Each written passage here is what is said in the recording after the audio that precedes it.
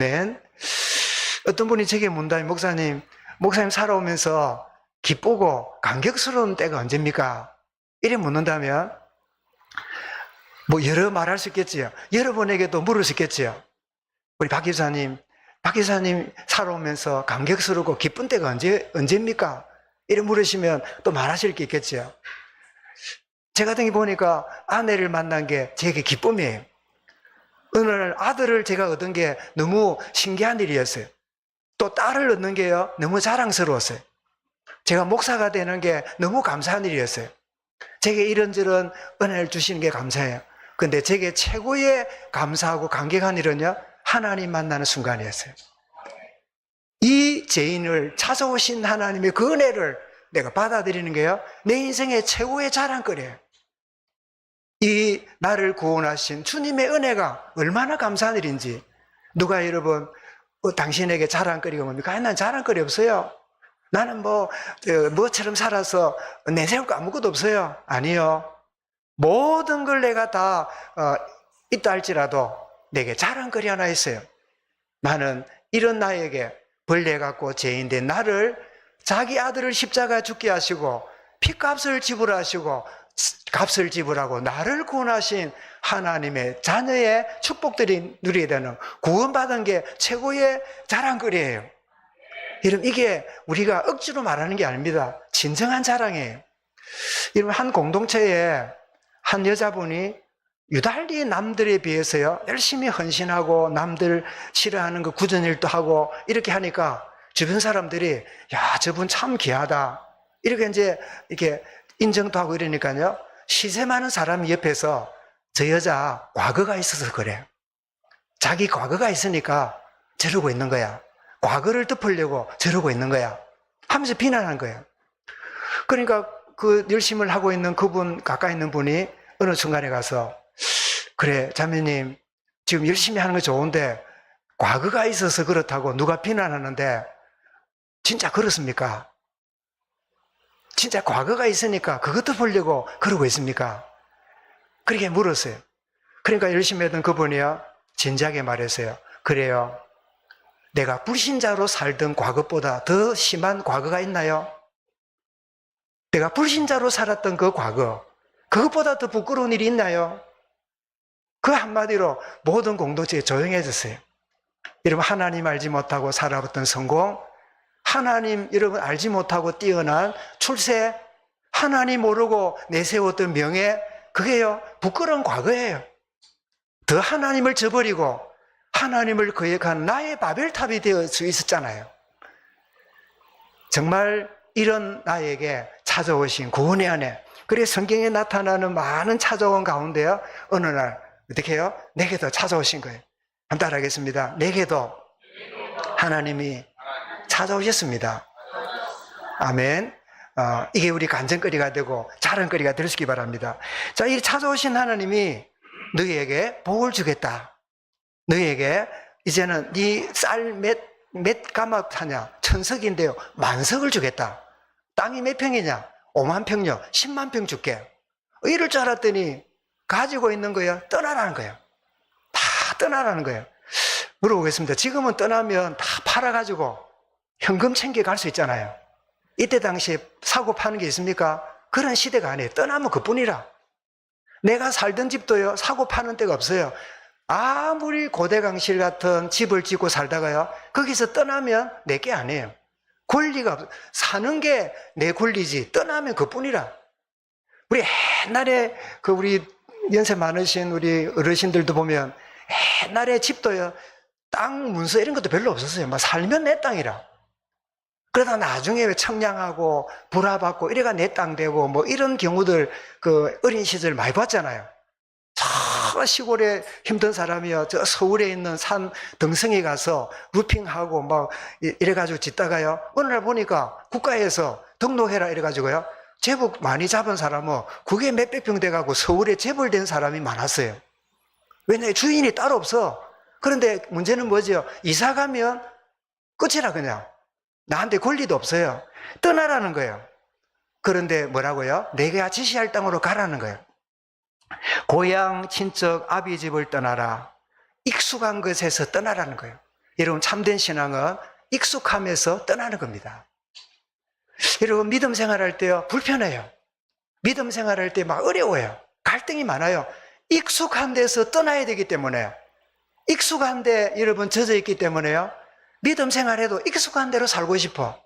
내 하고 싶은 대로 하고 싶어. 그러니 하나님의 영이 내 안에 계시는데 내가 익숙한 걸 쫓아가니까, 육의 사람으로 살아가니까, 그 사람으로 살아가니까 내가 굉장히 갈등이 많아요. 그래서 이렇게 말합니다. 신앙생활 너무 힘든다고. 신앙생활이 너무 힘든다고.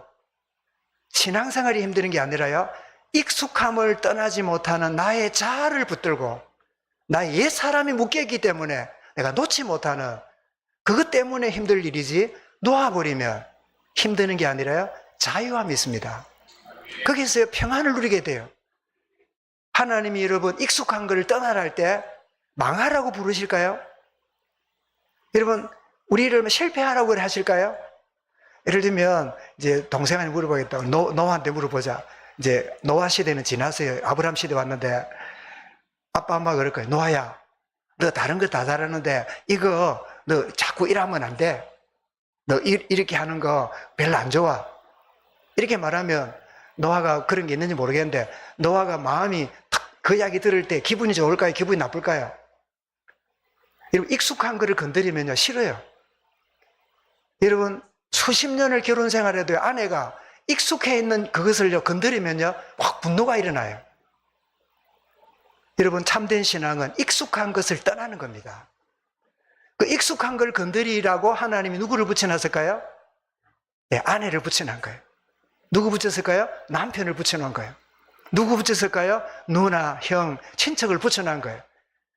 그거 안 되면 교회 와서라도 이렇게 이야기를 듣고 익숙한 거에서 떠나도록. 참된 신앙이 뭐냐? 익숙함에서 떠나는, 옛 사람에 떠나는. 그러면서 내가 보여줄 땅 가나안으로 가라. 익숙한 것이 아니라 새로운 것, 하나님이 주시는 새 사람으로 살아가는 새로운 것을 준비하신 거예요. 여러분, 한번 물어보겠습니다. 왜 익숙한 걸 못 내려놓을까요? 더 좋은 거를 모르면 익숙한 걸 못 내려놔요. 더 좋은 거를 알면요, 익숙한 거를 내려놓는 게 아니라 뭐 해도 쓰레기통에 버릴 수 있어요. 아, 내가 그렇게 이거 없으면 못 살고 이거 없으면 내가 아무것도 아닐 줄 알았더니, 이렇게 놀라운 새로운 하나님의 놀라운 응답과 하나님 하시는 일을 준비해 놓은 걸 발견하는 순간에요, 익숙한 거를 내려놓는 게 얼마나 잘했는지, 얼마나 감사한지, 얼마나 좋은 결단인지를 알 수 있게 되죠. 새로운 것으로. 그래서 하나님의 은혜의 세계로 들어오라는 거예요. 익숙한 거, 네 옛사람, 거기 자아에 빠져있는 그런 인생 성공했냐? 참 성공의 기쁨이 있었냐? 실패했냐? 왜 실패한 줄 아냐? 성공을 해도 실패를 해도 하나님 주시는 새로운 걸 못 누리는 익숙함에 있을 때요, 안전은 한데 마음의 평안과 기쁨을 못 누리는 그런 인생으로 살잖아요. 자, 이럴 때 익숙한 걸 내려놓고 새로운 곳으로 나갈 때 너로 큰 민족을 이루고 내게 복을 주어 내 이름을 창대하게 하리라. 욥기 8장 7절에도 뭐라고요? 네 시작은 미약하였으나 뭐라고요? 내 나중은 창대하리라. 주로 어디 붙어 있습니까? 식당 같은데. 개업하고 이럴 때요, 시작할 때는 손님도 별로 없고 미미하지만 이 식당이 잘 돼가고 번성하리라 그래 붙여놓는데, 사실은 본문 전후를 보면요, 네가 하나님과 바른 관계, 네가 제약에서 떠나고 하나님과의 관계가 잘 회복이 되면 네 시작은 약하지만 창대하리라, 그런 말인데, 그것만 딱 떼가지고요 액자를 걸어놓는 걸 많이 보게 되는데, 어쨌든 창대케 하는, 여러분, 이것은 사도행전 1장 8절을 우리에게 딱 깨닫게 합니다. 오직 성령이 임하시면 네가 권능을 받고 땅끝까지 이르러 나의 증인이 되게 하리라. 왜 창대케 하고 왜 내 이름을 높이실까요? 잘 먹고 잘 살으라고요? 아니요. 주의 이름을 만방에 전하라고, 주의 이름을 온 땅에 전파하라고 하나님이 그렇게 우리에게 응답하시고 은혜를 주시는 거예요. 이유가 있는 거지요. 그래서 히브리서 4번째 보니까 너를 축복하는 자에게는 내가 복을 내리고, 여러분 잘 보십시오. 너를 축복하는 자에게는 내가 축복하고 안 하고 복을 내리고, 이게 좀 뭐 말이 잘못된 거 아닙니까? 여러분 다시 물어보겠습니다. 우리 또 누구한테 물어보면 될까요? 예? 보자, 우리 지혜 오랜만에 왔는데 지혜 물어보자. 하나님이 우리에게 축복하십니까? 복을 주십니까? 예? 1번 축복하신다. 2번 복을 주신다. 우리 며느리도 같이 왔는데 며느리는 예배가 큰 익숙하지는 않은 것 같아. 찬송할 때 입을 잘 안 부는 거 보면 잘 모르니까, 그죠? 어떻게 하나님이 축복하시는 거예요? 복을 주시는 거예요? 복을 주시지요. 축복은 누군가에게 복을 달라고 비는 거예요. 빌 축이잖아요. 근데 하나님이 누구한테 빕니까? 자기가 주시는데. 그래서 너를 축복하는 자에게는 하나님 뭐라고요? 내가 축복하겠고 아니고 복을 주겠고. 하나님은 누구지요? 복의 근원이시거든. 하나님 내게 축복하십시오 아니라 하나님이 내게 복을 주시는 거예요. 그리고 너를 저주하는 자에게는 내가 저주하리라 라고 3절에 말씀하는데, 이때 히브리 11장 8절에는 이 장면을 이렇게 말합니다. 아브라함이 부르심을 받을 때 순종하여 뭐랬습니까? 갈 바를 알지 못하고 나아갔으며. 아니, 내 갈 때 미리 알려주세요. 주소가 어딘데요? 내비게이션을 알려주세요. 지도를 하나 뽑아주세요. 아브라함 뭐라고요? 갈 바를 알지 못하고 나갔어요. 그런데 저는 이 말씀 읽을 때 어떤 전제가 있느냐? 한번 따라하겠습니다. 아브라함은 갈 바를 모르지만 하나님은 그의 가는 데를 알고 계신다. 이게 믿음입니다. 이게 신앙입니다. 우리는 탁 계산이 나와야 돼요. 앞뒤 재야 돼요. 탁 앞뒤 재보고 이렇게 견적이 나오면 그때 시작해요. 그러나 신앙은 하나님이 가라, 떠나라, 가라 하시면 그걸 보고 4절에 뭐라고요? 아브라함이 여호와의 말씀을 따라갔고, 자기 경험, 지식, 자기 계산을 따라간 게 아니라 뭘 따라가요? 하나님 말씀을 따라갔고. 무슨 말씀입니까? 떠나라, 가라. 아니, 뭘 알고 떠나야지요. 뭘 앞뒤 계산을 해보고 가야 되죠. 75년을 살았으니까. 여러분 나이가 70이 넘어가면요 좀처럼 생각이 안 바뀝니다. 그래서 70 넘어간 분에게 복음 전하면 전도 확률이 몇 분이냐? 70만 분의 1이래요. 그만큼 많은 것들이 자리 잡고 있기 때문에 좀처럼 신앙이 자리 잡기가 쉽지 않아요. 그런 의미에서 우리 7순이 넘은 우리 김차영 집사님이나 박만대 집사님이 와서 예배하고 있다. 70만 분의 1에 들어온 거예요. 놀랄 일이에요. 감사한 일이지요. 그죠? 여러분 세월이 오래 가면 갈수록요 많이 배우고 안 배우고 삶을 상관없이 얼마나 수많은 삶의 경험 때문에 다른 게 꽉 찼어요. 그래서 여러분 집을 짓는 것보다 리모델링 하는 게 훨씬 오래 걸린다 그러지요. 차라리 맨 땅에 집 지으면 퍼뜩퍼뜩 지어요. 그런데 있는 집을 조정하고 이러려면 짐 옮기고 뭐 뜯어 고치고 이러려면 시간이 얼마 걸리는지 몰라요. 꼭 집에 뭐가 많이 있는데 거기에 신앙을 집어넣으니까 신앙이 들어갈 자리가 없어. 집어넣으면 또 튕기고, 오늘 이번 주에 말씀 들으면 화요일 되면 튕겨 나가고 수요일쯤 되면 다른 게 또 들어가고, 그래 막 살아가는 거예요. 혹시 연세 드신 분들이 다른 말 하시거든. 왜 믿음이 없나 하지 말고 따라하겠습니다. 정상이다. 이해하시기 바랍니다. 여러분도 70 넘어가 예수 믿어보세요. 들어온 게요 들어오지도 안 하고 들어온 것도 튕겨 나가버려요. 왜냐? 다른 게 너무 많아요. 그런데 이 아브라함이 떠나라, 가라, 여호와의 말씀을 따라갔고, 저는 이게 아브라함이 믿음이 좋았기 때문이 아니라 그 하나님의 임재함에 대한 경외로, 우상숭배와 다르고 잡신을 섬기는 다른 그 주시는 그 마음의 참된 평안, 이 하나님 말씀을 따라가면 되겠다. 아무 대책이 없고, 동네 사람, 이웃 친구들이 뭘 했을까요? 잘 가라 했을까요? 미쳤나 이래 했을까요? 한번 따라하겠습니다. 1번 잘 가라 했겠다. 2번 미쳤나 했겠다. 뭐라 했겠어요? 미쳤나 했겠지요. 그죠? 미쳤냐 뭐라 해야 됩니까? 하여튼 그런 소리 들었겠지요. 그런데 자기에게만 유일하신 하나님의 그 임재하심이, 그 영광스러움이요 그 모든 걸 이길 수 있는 힘이 되는 거예요. 여러분 신앙은 내 의지와 지식이 아닙니다. 뭔지 알지 못하는 하나님의 은혜의 방향으로 불안하고 계산이 안 되지만 한 걸음 한 걸음 따라가는 겁니다. 오늘 이런 임직에 임한 여러분, 내가 과연 이 직분을 감당할 수 있을까? 내가 해낼 수 있을까? 아니요. 딱 나오는 대로 하나님이 어떻게 해요? 충성되이 여겨 내게 직분을 맡기시니 충성하기 때문이 아니라 충성할 줄 보고 내다보고 하나님 하시는 거예요. 저는 이 귀절이 제가 목사 안수를 받을 때 이 메시지를 제가 받아서 평생에 내 마음속에 그래 나를 충성되이 여겨 하나님 나를 목사로 세우셨다. 참 이런 신앙의 감정이기도 한데요. 말씀을 따라가는. 자, 그래서 따라가는데 드디어 아브라함이 이제 가는 경로를 제가 한번 찾아봤습니다. 아브라함이 이제 갈대아루에서 자, 그 지도를 한번 보이시 바랍니다. 예. 자, 제일 오른쪽에 앞에 불 좀 꺼지. 오른쪽에 뭡니까? 우르죠, 우르, 그죠? 갈대아 우르에서 떠납니다. 그래서 쭉 올라갑니다. 바벨론 제국 안에 있는데, 그래서 결국 어디까지 갑니까? 바벨론 제국 국경인 하란까지 갑니다. 자, 거기서 머물게 되는데, 거기서 누가 죽습니까? 가족을 데리고는 아버지 데라가 거기서 죽습니다. 죽고 나서 하나님이 가나안으로 가라 해서 남쪽으로 내려옵니다. 다메섹을 지나고 세겜, 베델, 가나. 그래서 쭉 내려오는 거, 요게 그 이스라엘 그 땅의 지도를 말합니다. 그리고 요거를 입체적으로 한번 보았습니다. 자, 보십시오. 자, 우르에서 출발을 합니다. 이렇게 가는데, 여러분, 그 오른쪽에 저게 무슨 표시 같습니까? 예, 방위 표시인데 사자 같잖아요. 사자, 그죠? 저게 뭡니까? 동서남북을 그려주는 거죠. 꼭대기는 뭐지요? 북쪽.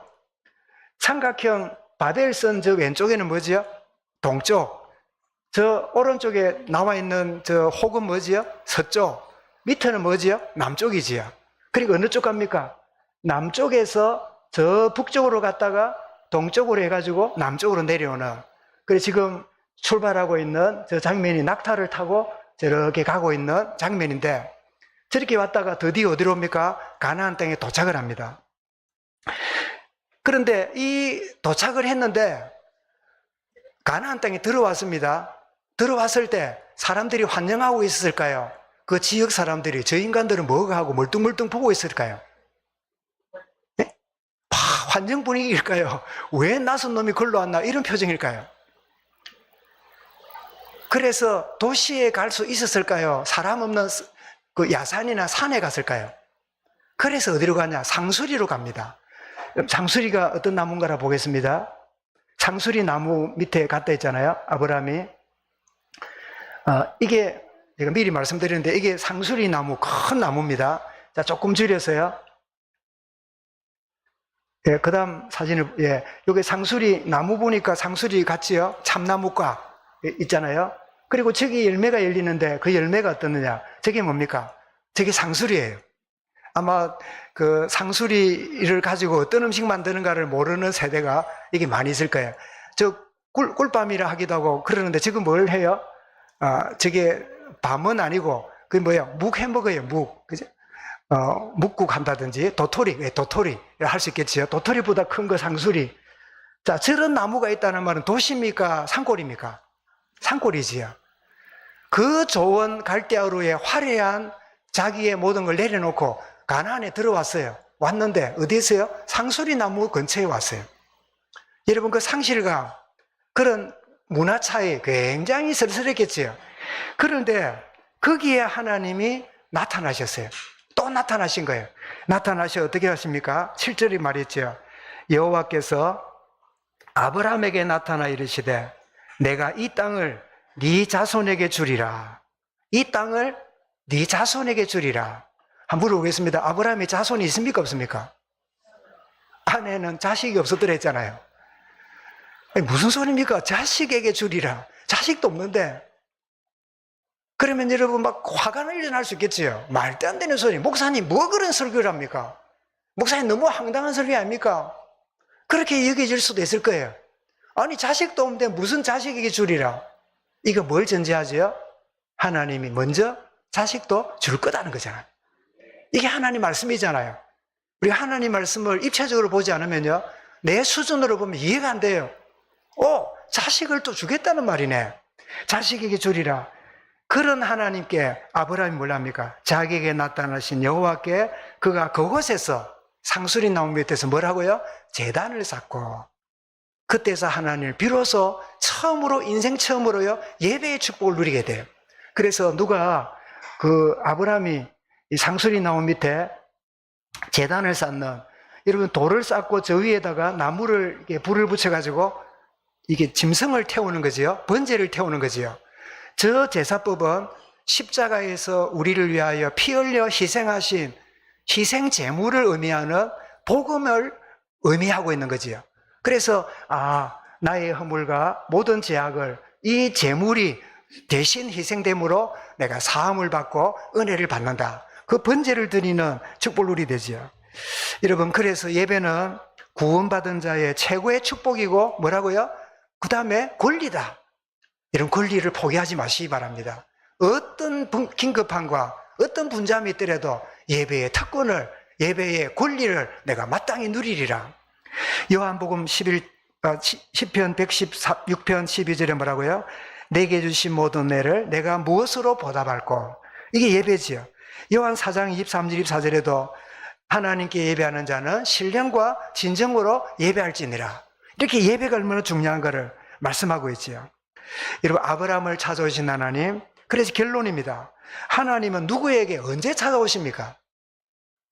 누구에게 찾아올까요? 제일 먼저는 갈망하고 사모하는 영혼에게 하나님이 찾아오십니다. 여러분, 시편 107편 19절을 보겠습니다. 같이 시작. 그가 사모하는 영혼에게 만족을 주시며 줄인 영혼에게 좋은 것으로 채워주심이로다. 그리고 143편 6절입니다. 시작.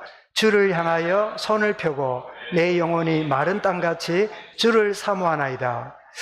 아니, 불신자 중에 이런 사람이 있단 말입니까? 예, 불신자 중에 있습니다. 저도 잊을 수 없는 게 언젠가 말씀드렸지요.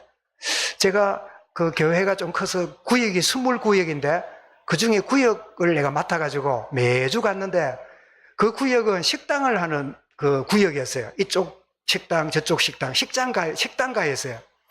그래서 그 미장원하는 권사님 집에서 구역 예배를 드리는 가운데 그 앞에 있는 분이 예배를 참석했어요. 그래서 그 예배를 참석해서 물어보니까요, 이분이 뭐라는 자입니까? 식당을 하니까 얼마나 바쁩니까? 유일하게 시간 나는 게 뭐냐? 화장실에 가서 앉아있는 시간이래요. 그때는 손님 안 봐도 되잖아. 화장실에 앉아갖고 볼일 볼 때가 유일하게 쉬는 시간이래. 잠도 막 피곤해 엎어져 자고 그래서 하는데, 근데 화장실에 딱 앉으면 뭐 생각하냐? 하나님 계시다면 만나고 싶습니다. 그 마음이 계속 도는데요. 계속 그 마음을 자리 잡았대요. 제가 그러고 있는데, 우리 권사님이 미용실을 했는데요. 이 권사님이 좀 이렇게 대인 관계가 좋아요. 아주 쉽게 말도 하고 이런데 제가 잊지도 못해요. 최향자라고. 그 권사님이, 그런 식당 아줌마 보고, 아줌마니 우리 구역 예배 드립니다. 예수 믿으세요. 이러니까 그 말에 영향을 받거든요. 교회를 따라온 거예요. 그래서 제가 구원 상담한다 이랬더니요, 뭐라는 줄 압니까? 자기는 교회에 오기 전에 하나님 그걸 찾고 있었대요. 이런 찾고 있는 사람이 있구나. 여러분, 우리 주변에 저 사람 절대 예수 안 믿을 거야, 저 사람 절대로 절에 가니까 제사 많이 지내는 게 아닐 거야. 그건 우리 생각이에요. 인간의 마음은요, 영혼을 사모하는 마음이 있어요. 갈망하는 마음이 있어요. 혹시 여러분 중에도 누가 전도하기 전에 내가 누군가를 찾고 해야 될 건데, 제가 얼핏 우리 남질 집사님도 그런 마음을 갖고 계셨다고 내가 들은 것 같은데요. 내가 이래 살아서는 안 되지. 그런데 보니까 대구에 있는 여동생이 믿음 생활하고 그렇게 기쁨으로 헌신봉사하고 보면서 예수 믿으면 저렇게 기쁜가, 이런 생각도 했다는데, 그 동생이 오늘 옵니까? 네. 오후에 볼 수 있도록 연락하세요. 언니가 권사되는데 얼마나 기쁘겠습니까? 이렇게 사모하는 영혼에 하나님이 임하시는 거예요. 두 번째입니다. 구원받아 영생지식으로 작정된 자를 하나님 반드시 찾아오십니다. 여러분, 사도행전 13장 48절 보겠습니다. 시작. 이방인들이 듣고 기뻐하여 하나님 말씀을 찬송하며 영생주시기로 작정된 자는 다 믿더라. 여러분 복음 받는다고, 복음 듣는다고 다 믿진 않아요. 이런 교회를 따라 나온다고 구원의 자리에 오진 않아요. 하나님 영생 주시기로 작정된 자들이 그 영혼의 문이 열리면서요, 그 속에 복음의 빛이 흘러들어가야 돼요. 생명의 빛이 흘러들어가야 돼요. 그래야 여러분 빛이 들어가야 변화가 일어나요. 영생 주시기로 작정된 자는 하나님 구원 주시니까 하나님이 때를 따라 그런 자를 찾아오시는데, 다 얌전하고 아무 일 없고 누가 전도지 주고 누가 다 복음 전하니까 믿는 경우도 있지만요, 인생에 큰 죽음의 고비를 당하고 큰 낭패를 당하고, 우리 고인 대신 이효령 박사가 어떻게 해요? 자기가 문교부 장관 이럴 때요, 기독교를 얼마나 박해했던 사람입니까? 그랬던 사람인데 딸이 미국 가서요 죽는다 소리 들어요. 그러니까 딸이 보니까 이제 목사가 됐어요. 미국에 신학을 공부해가지고. 그래, 날 예수 믿으세요? 아니나 믿으라. 나는 한국 사람인데 조상 따라가련다. 이 이효령 박사가 한국학에 대해서는 천재예요. 책을 얼마나 많이 쓴지 몰라요. 한국 이 전통이나 이런 거를 굉장히 발굴해가지고 책을 많이 만드는, 정말 문자 그대로 한국산 인생이에요. 그런데 예수 믿은 딸이 그 말할 때 계속 구부했는데, 딸이 암이 들어가고 죽는다 소리 듣고요, 그때서 마음이 무너지 뭐라고요? 하나님, 내 딸을 살려주시면 내가 하나님 믿겠습니다. 그래가지고 나중에요, 그 딸로 인해서 우리 일본에서 하영조 목사님 그 집회하는 중에요, 그 참석했다가 거기 세례받고 구원의 자리에 들어왔어요. 왜냐니까 영생지식으로 작정된 자거든.